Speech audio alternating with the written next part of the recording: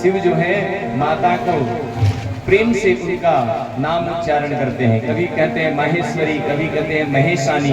महेश भगवान शिव का नाम है, तो उनकी प्रिया का नाम महेशानी है। कहे हे महेशानी, पूर्व काल की बात है, मन को संयम में रख करके मैं एक बार ध्यान कर रहा था, तप कर रहा था।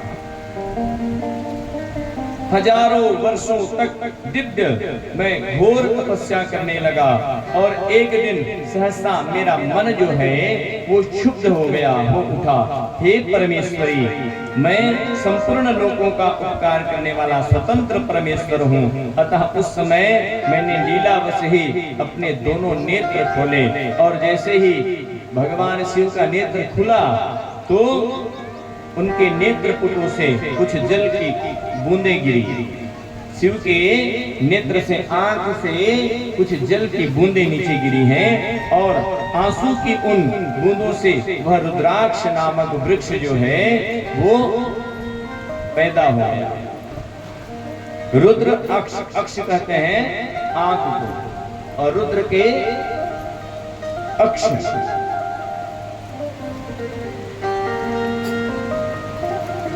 भक्तों पर अनुग्रह करने के लिए वे अश्रु बिंदु स्थावर भाव को प्राप्त हो गए।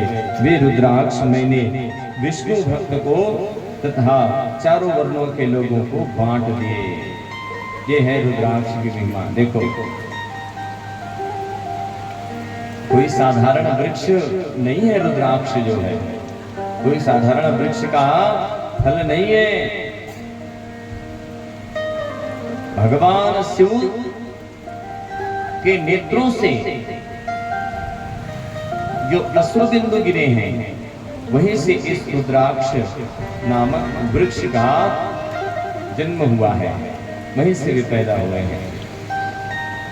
भगवान शिव कहते हैं, देखो कभी कभी लोगों के मन में ये भ्रांति होती है, विष्णु भक्त हैं तो रुद्राक्ष नहीं पहनेंगे। यहाँ पर श्री शिव महापुराण में स्वयं साक्षात शिव जी माता महेश्वरी को बता रहे हैं कि देखो कि जब वो रुद्राक्ष हुआ तो उसको मैंने विष्णु भक्तों को बांट दिया। इसलिए कभी भी विष्णु में और शिव में भेद नहीं करना चाहिए। हमने प्रारंभ के दिन ही ये बताया था आपको कि हरि और हर में भेद नहीं करना चाहिए। आगे और देखिएगा, कथा में आएगी, स्वयं भगवान शिव ने कहा है कि जो मेरे हरि और हर में अंतर करेगा वो घोर नरक में जाएगा, ऐसा स्वयं भगवान शिव ने कहा है। इसलिए हरि और हर में किसी प्रकार का भेद नहीं है। भगवान शिव कह रहे हैं कि उस रुद्राक्ष को मैंने अनुग्रह करके भक्तों को अनुग्रह करके कृपा करके विष्णु भक्तों को बांट दिया है। हे रुद्राक्ष के फलों को अवश्य धारण करना चाहिए। आंवले के फल के बराबर जो रुद्राक्ष होता है वह सबसे श्रेष्ठ बताया गया है।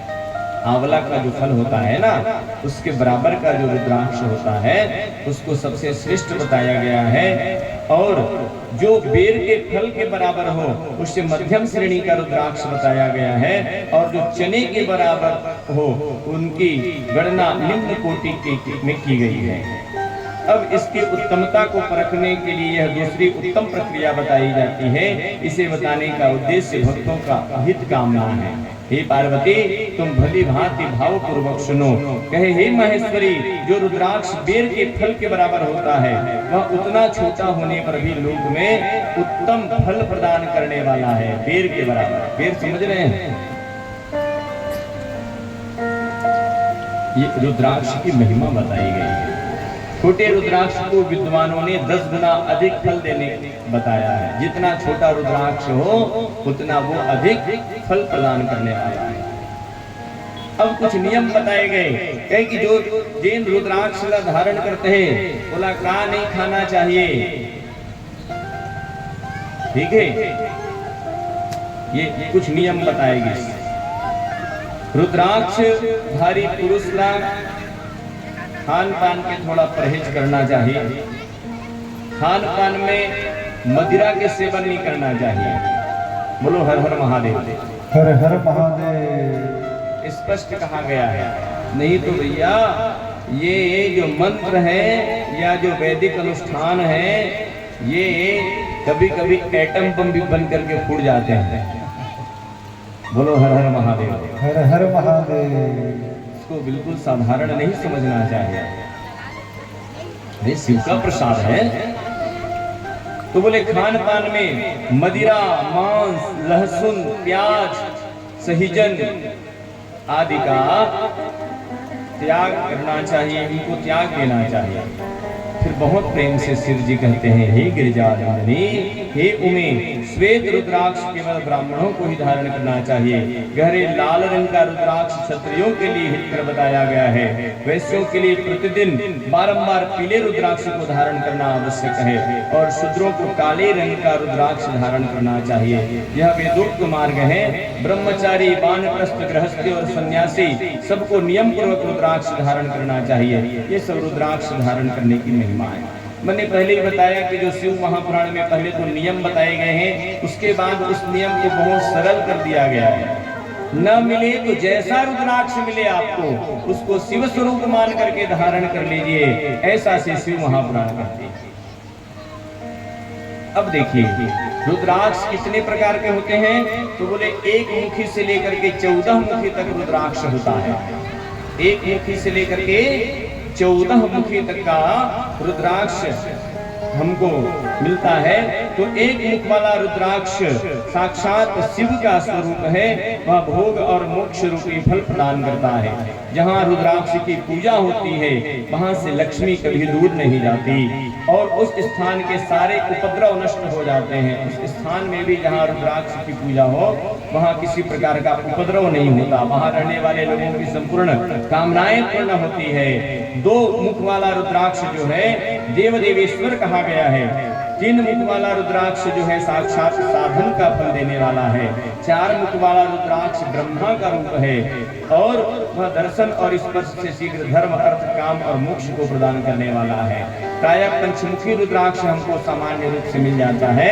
तो पंचमुखी 5 मुख वाला रुद्राक्ष साक्षात कालाग्नि रुद्र रूप कहा गया है। वह सब कुछ करने में सामर्थ्य है जो 5 मुखी वाला रुद्राक्ष होता है। सबको मुक्ति देने वाला यह रुद्राक्ष है तथा संपूर्ण मनवांछित को फल प्राप्त प्रदान करने वाला यह रुद्राक्ष है। कहा गया 6 मुखों वाला जो रुद्राक्ष है उसको कार्तिकेय का रूप बताया गया है। सदानंद कार्तिकेय की कृपा उस रुद्राक्ष को धारण करने से प्राप्त होता है। यदि दाहिनी बाह में उसे धारण किया जाए, 6 मुखी वाले रुद्राक्ष को दाहिनी बाह में धारण किया जाए तो वह धारण करने वाला मनुष्य ब्रह्म हत्या आदि पापों से भी मुक्त हो जाता है। उसके जो भी पूर्व पाप रहते हैं वो सब जल करके समाप्त हो जाते हैं यदि 6 मुखी वाला रुद्राक्ष वो दाहिने बाह में धारण करे। ये सब रुद्राक्ष की महिमा स्वयं भगवान शिव जो हैं माता महेश्वरी से कह रहे हैं। हे महेश्वरी, 7 मुख वाला रुद्राक्ष अनंग स्वरूप और अनंग नाम से प्रसिद्ध है। देवेश उसको धारण करने से दरिद्र भी ऐश्वर्यशाली हो जाता है। जीवन से दरिद्रता, गरीबी समाप्त हो जाती है। 8 मुख वाला रुद्राक्ष अष्टमूर्ति भैरव का रूप है। ये सब रुद्राक्ष जो है शिव के ही रूप बताए गए हैं और उनके अनेक रूप को की व्याख्या यहाँ पर की जा रही है। बोले भैरव भी हैं जो हैं वो किनके रूप हैं? शिव के ही रूप हैं भैरव। तो कहे 8 मुख वाला जो रुद्राक्ष है उसको भैरव रूप कहा गया है। उसको धारण करने वाला मनुष्य पूर्णायु होता है। कभी उसकी अल्पकाल में मृत्यु नहीं होती है ना। कभी कभी बच्चे स्टेटस डालते हैं जो युवा पीढ़ी के हैं, कहीं अकाल मृत्यु वो मरे जो काम करे चंडाल का, है ना। और क्या लिखे हो जी? काल उसका क्या करे जो भक्त हो महाकाल का, है ना। तो भाई यहाँ पर सिद्ध कर रहे हैं कि यदि कोई रुद्राक्ष धारण किया हुआ है तो उसकी अल्प काल से मृत्यु नहीं हो सकती।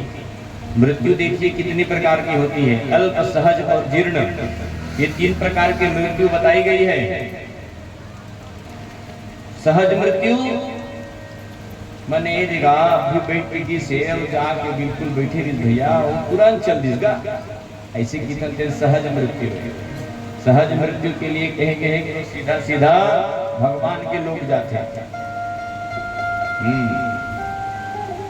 और दूसरा जीर्ण मृत्यु, जीर्ण माने का करवेगा भगवान लेग जतीस बिल्कुल खटियम पचत है, इसे कितने ना का हो गए जीर्ण मृत्यु। और एक होते अल्पकाल के मृत्यु।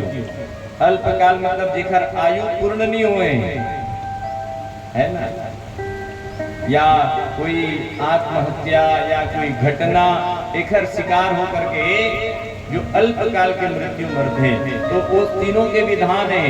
जो जीर्ण मृत्यु मरते तीन नरकगामी हो पड़ते, सहज मृत्यु सीधा स्वर्गगामी, और जो अल्पकाल के मृत्यु जिन मरते भैया पुनः प्रेत योनि में जा करके भटकल पड़ते हैं। कथा सुने नहीं, एक बिंदुक नाम के जो ब्राह्मण के आप कथा सुने, चंचुला और बिंदुक के, उनमें पिशाच बन गए बिंदुक है ना, इसने पिशाच बन करके भटकल पड़ते हैं। तो कहेंगे ये अल्पकाल की मृत्यु से बचना है तो रुद्राक्ष धारण करो, कभी अल्पकाल की मृत्यु नहीं हो सकती। 10 मुख वाला रुद्राक्ष साक्षात विष्णु का रूप है, उसको धारण करने से मनुष्य की संपूर्ण कामनाएं पूर्ण होती है। 11 मुख वाला रुद्राक्ष रुद्र रूप है, 12 मुख वाला रुद्राक्ष केश प्रदेश में धारण करें, 13 मुख वाला रुद्राक्ष विश्व देवों का स्वरूप है, और 14 मुख वाला रुद्राक्ष जो है वह परम शिव रूप है। उसे भक्ति पूर्वक मस्तक पर धारण करें, इससे समस्त पापों का नाश हो जाता है। हे गिरिजा कुमारी, इस प्रकार मुखों के भेद से रुद्राक्ष के 14 भेद बताए गए हैं, 14 प्रकार के रुद्राक्ष बताए गए हैं।